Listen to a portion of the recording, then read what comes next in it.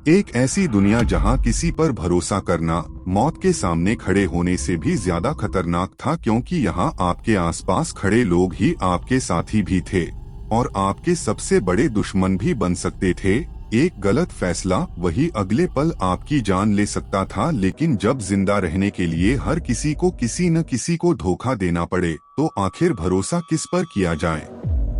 एक ऐसी बीमारी दुनिया भर में फैल चुकी थी जिसका कोई इलाज नहीं था। ये बीमारी किसी इंसान को राक्षस नहीं बनाती थी, बस धीरे धीरे उसके शरीर को अंदर से खत्म कर देती थी। इसी वजह से दुनिया में लोग अब एक दूसरे से बचकर रहने लगे थे। लेकिन इस कहानी का सबसे खौफनाक हिस्सा दुनिया में नहीं, एक छोटे से परिवार के घर में शुरू होने वाला था। एक दूर जंगल के बीच बने घर में एक बूढ़ा आदमी अपनी जिंदगी की आखिरी सांसें गिन रहा था। उसका नाम था बड। उसके शरीर पर बीमारी के साफ निशान दिखाई दे रहे थे। वो बोल भी नहीं पा रहा था। उसकी हालत देखकर साफ था कि अब उसके बचने की कोई उम्मीद नहीं थी। उसकी बेटी सारा उसके पास बैठी रो रही थी। वो अपने पिता को देख रही थी और जानती थी कि अब उनके पास ज्यादा समय नहीं बचा। सारा ने बड से कहा कि वो उससे बहुत प्यार करती है, क्योंकि शायद ये उनकी आखिरी मुलाकात थी। घर के बाकी लोगों को बचाने के लिए सारा के पति पॉल को एक बेहद मुश्किल फैसला लेना पड़ा। उसे बड अपने फादर को एक शांत मौत देनी थी और फिर उसे घर से दूर जंगल में दफनाना था। उनका 17 साल का बेटा ट्रेविस भी इस दर्द को देख रहा था। वे बड को लेकर जंगल के काफी अंदर चले गए। दफनाने से पहले पॉल ने ट्रेविस से पूछा, कुछ कहना है? ट्रेविस कुछ पल चुप रहा, फिर धीरे से बोला, आई लव यू ग्रैंडपा। इसके बाद पॉल ने बड को जमीन पर लिटाया और उसके शरीर को जला दिया ताकि बीमारी आगे न फैल सके। घर लौटने के बाद सारा अपने पिता को खोने के दर्द में टूट चुकी थी। रात के खाने पर सारा और ट्रेविस दोनों ठीक से खाना भी नहीं खा पा रहे थे। बड की मौत का असर पूरे घर पर था। सारा ने पॉल से कहा कि ट्रेविस अभी बहुत छोटा है और उसे इस दुनिया में अकेले कैसे रहना होगा। ये सोचकर वह डर रही थी। पॉल उसे समझाने की कोशिश करता है, लेकिन सच ये था कि उन्हें खुद नहीं पता था कि अगली सुबह तक कौन जिंदा रहेगा। ट्रेविस चुपचाप अपने कुत्ते ले के पास गया, उसे सहलाया और फिर सोने चला गया। घर की दीवारों पर पुरानी तस्वीरें और अजीब पेंटिंग लगी थीं। ये जमीन पहले बड की थी, लेकिन बीमारी फैलने के बाद पूरा परिवार सर्वाइवल मोड में जीने लगा था। रात होते ही वे घर के अंदर बने एक खास कमरे में चले जाते थे। उस कमरे का दरवाजा लाल था, यही उनका सेफ रूम था। अंधेरा होने के बाद परिवार कभी बाहर नहीं निकलता था, लेकिन उस रात ट्रेविस को एक डरावना सपना आया। उसने सपने में बड को देखा। तभी सारा ने उसे जगा दिया, क्योंकि घर के बाहर कोई था और वो आदमी दरवाजा खोलने की कोशिश कर रहा था। पॉल तुरंत अपनी बंदूक लेकर लाल दरवाजे के पीछे खड़ा हो गया। बाहर खड़ा आदमी दरवाजा पीट रहा था। वो अंदर आने की कोशिश कर रहा था। पॉल ने गोली चलाई, लेकिन निशाना चूक गया। अचानक बाहर का आदमी रुक गया। उसने अपने हाथ ऊपर कर दिए और कहा, मैं किसी को नुकसान नहीं पहुंचाना चाहता। पॉल को यकीन नहीं हुआ। उसने पहले उस आदमी के हाथ और आंखें चेक की, फिर भी बीमारी के कोई लक्षण नहीं दिखे। आखिरकार पॉल ने उसे अंदर आने दिया। उस आदमी का नाम था विल। विल को अंदर लाने के बावजूद पॉल ने उस पर भरोसा नहीं किया। उसे एक पेड़ से बांध दिया गया, उसका चेहरा ढक दिया गया और मुंह भी बांध दिया गया, क्योंकि इस बीमारी के लक्षण तुरंत दिखाई नहीं देते थे। कभी कभी पूरे एक दिन बाद पता चलता था कि इंसान संक्रमित है, इसलिए विल को पूरी रात बाहर ही बांध कर रखा गया। अगली सुबह पॉल फिर उसके पास गया। उसने उसके हाथ और आंखें देखी, फिर भी बीमारी का कोई निशान नहीं था। अब विल को बोलने की इजाजत मिली। विल ने बताया कि उसका परिवार करीब 80 किलोमीटर दूर रहता है। उनके पास खाना था, लेकिन पानी खत्म हो रहा था, इसीलिए विल घर से बाहर पानी ढूंढने निकला था। उसने रास्ते में एक घर देखा। उसे लगा कि वहाँ कोई नहीं रहता, लेकिन जैसे ही वह वहाँ पहुँचा, उसे पॉल का घर मिल गया। विल ने बताया कि उसके परिवार में उसका भाई मर चुका है। अब उसके साथ उसकी पत्नी किम और 5 साल का बेटा एंड्रू हैं। विल ने पॉल के सामने एक सौदा रखा। उसके परिवार के पास खाना है, उनके पास 2 गाय और कुछ मुर्गियां भी हैं, अगर पॉल उन्हें पानी दे दे तो वे अपना खाना उसके परिवार के साथ बांट सकते हैं। सारा को तुरंत चिंता हुई क्योंकि अगर विल ने उनके घर की लोकेशन किसी और को बता दी तो अब यहाँ सिर्फ विल नहीं आएगा और भी लोग आ सकते हैं। फिर सारा ने एक अलग रास्ता सुझाया, विल के परिवार को भी यहाँ ले आते हैं। अगर वे साथ रहें तो शायद सबके बचने की संभावना बढ़ जाएगी। पॉल आखिरकार मान गया। पॉल ने बंदूक और जरूरी सामान लिया। वह विल के साथ उसके परिवार को लेने निकल पड़ा। जाने से पहले उसने सारा और ट्रैविस से कहा, अगर मैं 3 दिन में वापस नहीं आया तो मुझे ढूंढने मत आना। फिर उसने ट्रैविस को समझाया कि उसे मजबूत रहना होगा। पॉल ने विल को भी साफ चेतावनी दी, अगर उसने झूठ बोला तो पॉल उसे मार देगा। विल ने हामी भर दी। पॉल ने उसे खोल दिया। दोनों गाड़ी में बैठे और जंगल के रास्ते निकल पड़े। शुरुआत में सब ठीक लग रहा था, लेकिन अचानक गोलियों की आवाज गूंज उठी। किसी ने जंगल से उनकी गाड़ी के टायर पर गोली चला दी। पॉल तुरंत गाड़ी के नीचे छिप गया। वह इंतजार करता रहा। जैसे ही हमलावर पास आया, पॉल ने उसे गोली मार दी, लेकिन तभी उसने देखा कि वहाँ सिर्फ एक आदमी नहीं था। पॉल ने उसे पीछे हटने के लिए कहा और दूसरे आदमी को भी गोली मार दी। विल उसे रोकना चाहता था, लेकिन बहुत देर हो चुकी थी। पॉल अब शक करने लगा था। उसने विल से पूछा, तुमने कहा था कि रास्ते में कोई नहीं देखा था, फिर ये लोग कौन हैं? विल ने कहा कि वह उन्हें नहीं जानता। वह सिर्फ उन्हें रोककर पूछताछ करना चाहता था, लेकिन पॉल को अब समझ आ चुका था। विल ने रास्ते में जितना देखा था उससे कहीं ज्यादा छुपाया था। फिर भी पॉल ने उसे मास्क और पानी दिया क्योंकि उन्हें पता नहीं था कि मारे गए लोग संक्रमित थे या नहीं। टायर बदला गया। पॉल ने दोनों शवों को देखा। उसे लगा शायद वे पिता और बेटी थे। वो बाकी लोगों की तरह बस जिंदा रहने की कोशिश कर रहे थे। पॉल ने उनके शव भी जला दिए और फिर दोनों आगे बढ़ गए। 3 दिन बाद पॉल वापस घर पहुंचा। इस बार उसके साथ विल की पत्नी किम और उसका छोटा बेटा एंड्रू भी थे। साथ में उनका सामान और जानवर भी थे। पहली नजर में सब कुछ ठीक लग रहा था। पॉल ने उन्हें घर के नियम समझाए। रात में कोई बाहर नहीं जाएगा, हर किसी के लिए अलग सेफ रूम होगा और ज्यादातर काम सिर्फ दिन की रोशनी में होंगे। किम और एंड्रू ने परिवार का शुक्रिया अदा किया। धीरे धीरे दोनों परिवार एक साथ रहने लगे। विल और किम घर में घुलने मिलने लगे। ट्रैविस पहली बार किसी नए परिवार के इतने करीब था। वह बाहर की दुनिया को लगभग भूल चुका था। एक रात ट्रैविस की नींद खुली। वह नीचे रसोई में गया जहां किम अकेली बैठी थी। दोनों बातें करने लगे, लेकिन ट्रैविस उसे जरूरत से ज्यादा देर तक देखने लगा। किम असहज हो गई। ट्रैविस शर्मिंदा होकर वहां से चला गया। अगले दिन पॉल ने उसे किम की तरफ देखते हुए देख लिया। पॉल ने उसे चेतावनी दी, इस घर में हम सिर्फ अपने परिवार पर पूरा भरोसा करते हैं, भले ही विल का परिवार कितना भी अच्छा क्यों न लगे। तभी स्टैनले अचानक भौंका। पॉल और ट्रैविस बाहर देखने गए, लेकिन वहां कोई नहीं था। फिर स्टैनले अचानक जंगल की तरफ भाग गया।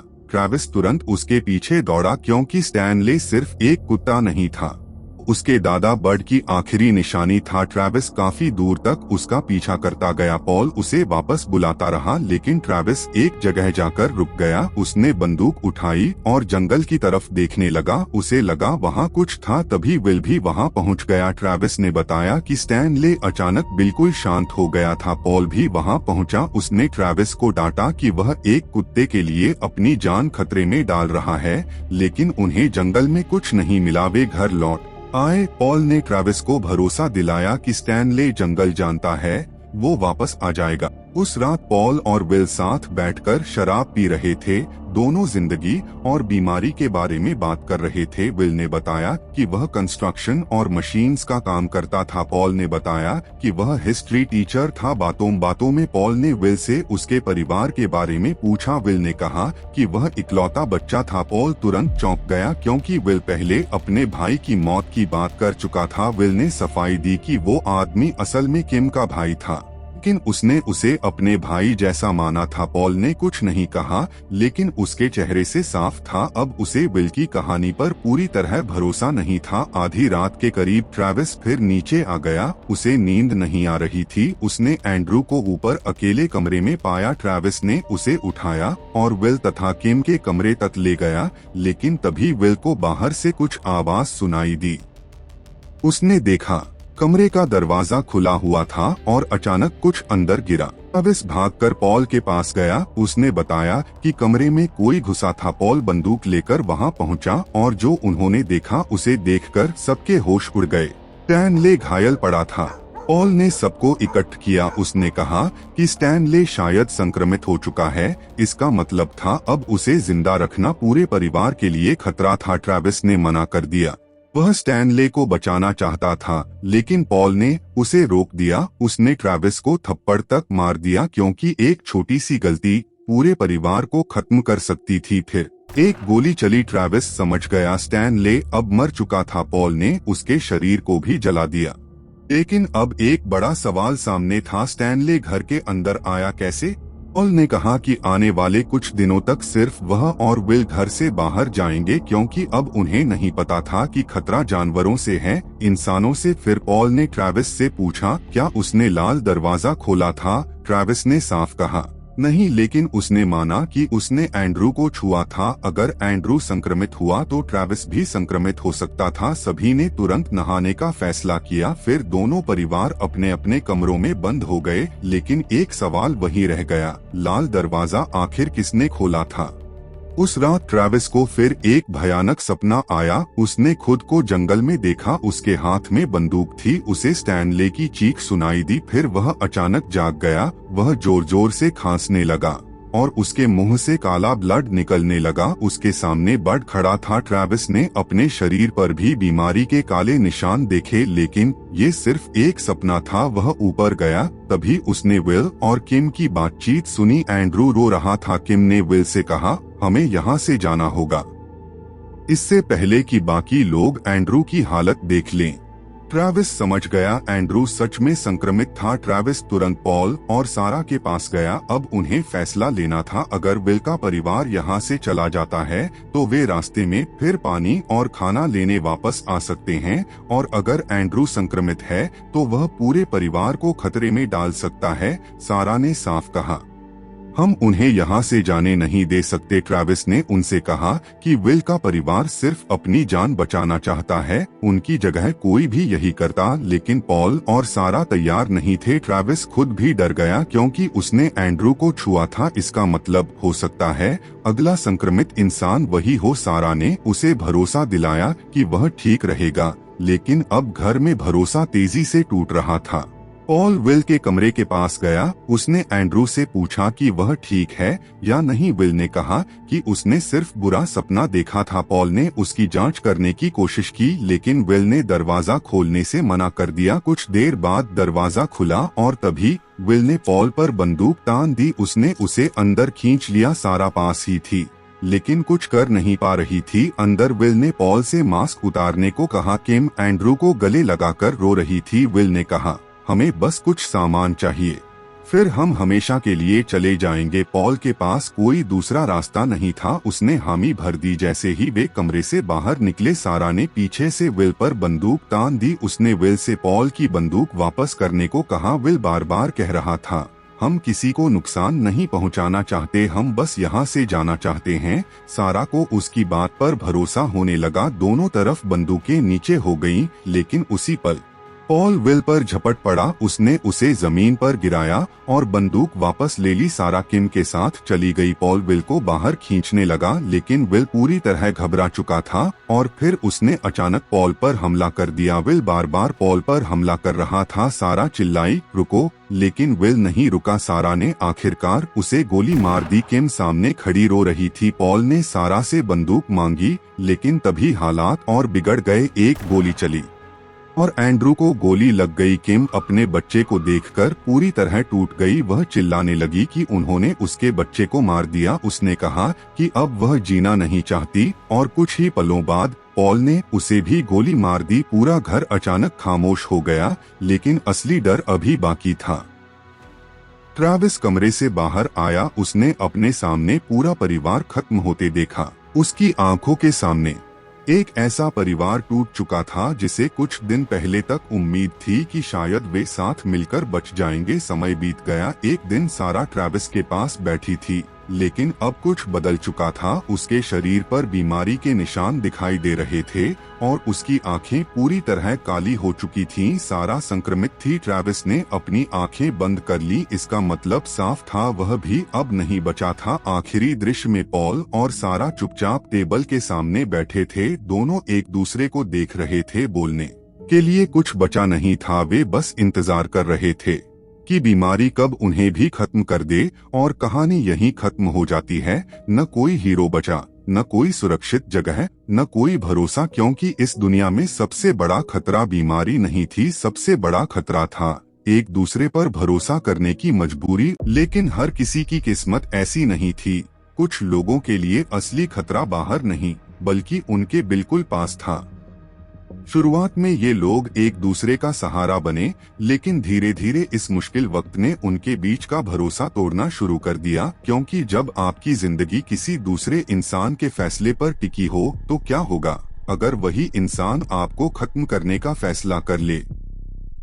कहानी शुरू होती है एक ऐसी कंपनी से जो कोलंबिया के एक सुनसान इलाके में बनी हुई थी। इस कंपनी का नाम था बेल्को इंडस्ट्रीज। ऊपर से देखने पर ये बिल्कुल एक सामान्य इंटरनेशनल कंपनी लगती थी। कर्मचारी रोज की तरह काम पर पहुंच रहे थे, लेकिन उस दिन कुछ अलग था। कंपनी के बाहर सुरक्षा अचानक कई गुना बढ़ा दी गई थी। हर कर्मचारी की आईडी को ध्यान से चेक किया जा रहा था और सबसे अजीब बात, कंपनी में काम करने वाले स्थानीय कर्मचारियों को वापस घर भेज दिया गया। आज अंदर सिर्फ वही लोग जा सकते थे।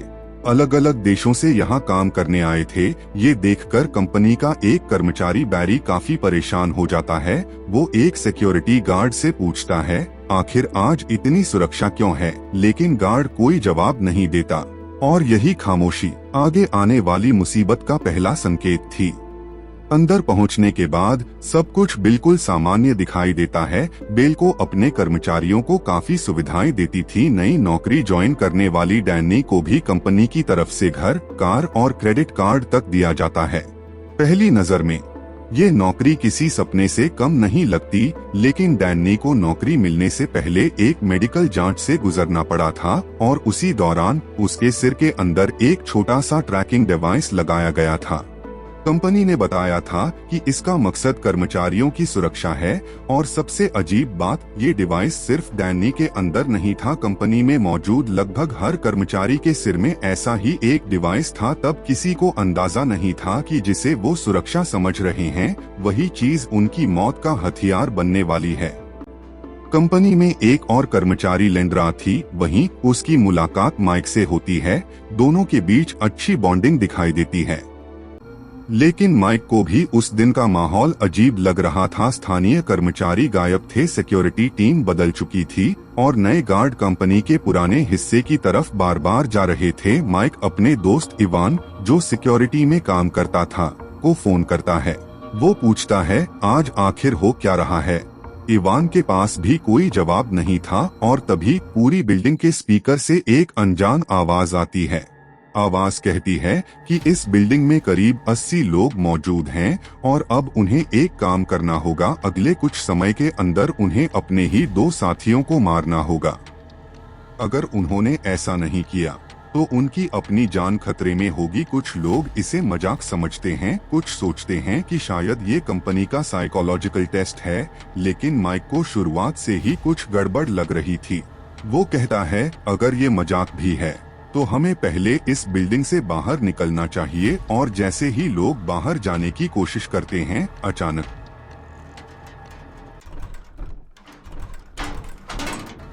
पूरी बिल्डिंग की खिड़कियों पर लोहे की मोटी परतें गिर जाती हैं, दरवाजे बंद हो जाते हैं, पूरा ऑफिस एक विशाल लोहे के पिंजरे में बदल जाता है। लोग फोन निकालते हैं, लेकिन कोई नेटवर्क नहीं। अब उन्हें पहली बार समझ आता है, ये कोई ऑफिस गेम नहीं है, वे सच में कैद हो चुके हैं। मैनेजमेंट का आदमी बर्ट अपनी साथी लूनी की मदद से लोहे की सुरक्षा को तोड़ने की कोशिश करता है, लेकिन जितना वो कोशिश करते हैं उतना ही साफ होता जाता है। ये सिस्टम अंदर से तोड़ना लगभग नामुमकिन है। तभी बैरी सबको शांत करने की कोशिश करता है।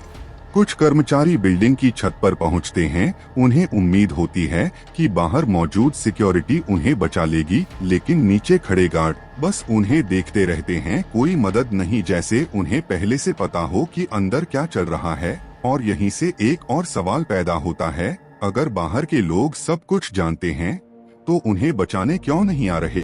फिर अचानक एक कर्मचारी के सिर के अंदर लगा डिवाइस सक्रिय हो जाता है और अगले ही पल वो वहीं गिर जाता है। लोगों को लगता है कि शायद उसे गोली लगी है, लेकिन असली सच्चाई इससे कहीं ज्यादा डरावनी थी। डैनी को समझ आता है वो डिवाइस ट्रैकर नहीं था, वो एक बॉम्ब था। और अब हर कर्मचारी समझ चुका था कि उनके सिर के अंदर मौत बंधी हुई है।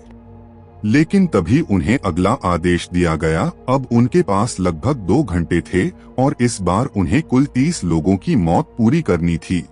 अब किसी को ये समझने की जरूरत नहीं थी कि इसका मतलब क्या है। लोग एक दूसरे का शिकार करने लगे। बैरी और उसके साथी लगातार लोगों को ढूंढ रहे थे, लेकिन हर कोई चुपचाप मरने वाला नहीं था। कुछ एम्प्लॉइज ने भी हथियार उठा लिए। अब शिकार और शिकारी के बीच का फर्क मिट चुका था। एक तरफ बैरी का ग्रुप लोगों को मार रहा था, तो दूसरी तरफ बाकी लोग भी मौका मिलते ही पलटकर हमला कर रहे थे। इस दौरान बैरी के कई साथी खुद मारे गए, लेकिन खेल रुकने वाला नहीं था, क्योंकि ऊपर बैठा कोई इंसान नहीं, पूरा सिस्टम इस खेल को चला रहा था। समय तेजी से खत्म होने लगा और तभी रहस्यमयी आवाज फिर से पूरे ऑफिस में गूंजी। उसने बताया कि अब तक 29 लोग मारे जा चुके थे, जबकि उनका टारगेट 30 मौतों का था। लोगों ने राहत की सांस ली। उन्हें लगा कि शायद अब ये नाइटमेयर खत्म हो जाएगा, लेकिन तभी उस आवाज ने एक और बात कही, और इस बार जो सुनाई दिया उसने सबकी उम्मीद खत्म कर दी। टारगेट पूरा हो चुका था, लेकिन गेम अभी खत्म नहीं हुआ था। आवाज ने कहा कि अगर अगले 2 मिनट में कोई और नहीं मारा गया तो सिस्टम खुद 31 लोगों को सजा देगा। अब समस्या बिल्कुल उलट चुकी थी। लोग एक दूसरे को देखने लगे। कोई गोली चलाना नहीं चाहता था, लेकिन कोई ये जोखिम भी नहीं लेना चाहता था कि सिस्टम उनके सामने 31 लोगों को मार दे। घड़ी चल रही थी, हर सेकंड के साथ डर बढ़ रहा था। और फिर 2 मिनट खत्म हो गए।